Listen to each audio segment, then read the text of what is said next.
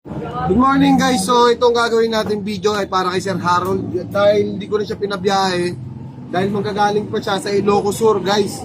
So ito yung hinihingi sa kanya ng employer na kailangan niyang gawin. Supreme cut ng chicken, tapos tenderloin. So syempre tanggalin mo lang yung balat na yan, Sir Harold, para maiwan yung balat dyan. Tapos hiwain mo lang dito, saka mo ganyan.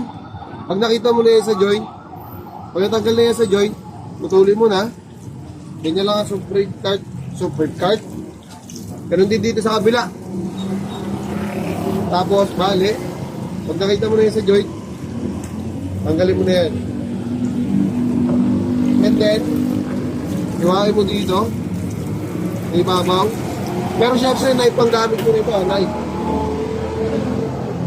Yan. Hiwain mo rin sa ibabaw. Huwag mo isasama yung tenderloin. Huwag mo isasama yung tenderloin pagka may tatanggal ganito. Yan. Tapos pag nasa joint ka na, putol lang. Yan. Meron din dito sa kabila. Same process lang. Pag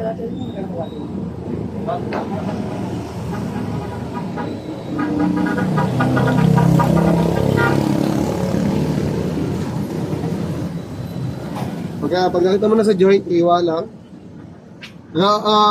Tip ko lang sa'yo, idol, biligan na lang ng manok, tapos gayahin mo na lang kung ginagawa ko, no?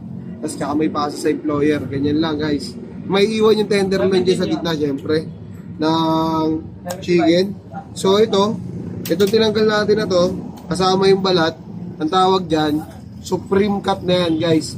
Siyempre may kasama pa yan yung sa pakpak, no? Hiniwalay lang natin yung pang-buffalo wings. So yan, sana makatulong sa itong video na to, Sir Harold. From Ilocos Sur pa yan guys, hindi ko na pinabiyahe, no? Sana gayahin mo na lang itong ginagawa natin. Ganyan lang. At sunod naman natin yung tenderloin. So kasi beef ang hinihingi sa'yo, no? Beef. Ang meron lang tayo dito, pork. So pag natanggal natin yung pork or yung beef tenderloin, titriman lang natin yan. Titriman lang natin. So pag trim natin yan, tanggalin lang natin yung mga taba. Tatak lang, oh. Malinis na yung tenderloin natin. So ito kasing part na to, hindi na to parte ng tenderloin, no? Medyo PG na yan. Hiwain lang natin yan.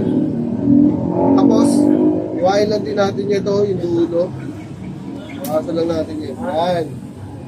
So, kung akong pinapagawa sa'yo, medallion cut. Ganyan lang yung medallion cut. Tapos, ipe-prepare mo lang. Yan, sa plato, no? Kung iluluto mo. Yan. Tapos, ito naman, pang steak. Pwede yan. Ganyan lang yun. Tapos, ilalagay mo lang sa plato. Yung maganda lang pagkakaserve, syempre, ang mga magagaling sa mga plating, yung mga chef. Diba? Shoutout sa lahat ng chef dyan. Parang gano'n kasi yung inihingi kay Idol Harold. Parang nakapresent siya ng gano'n, ano? Naka-plating pa. So, yun lang Sir Harold. Shoutout sa lahat ng mga taga Ilocos Sur. At sana nakatulong sa itong video na to para di ka na bumiyahe. Time, effort, and pamasahe. Nakatipid ka na. At ingat palagi. And peace out.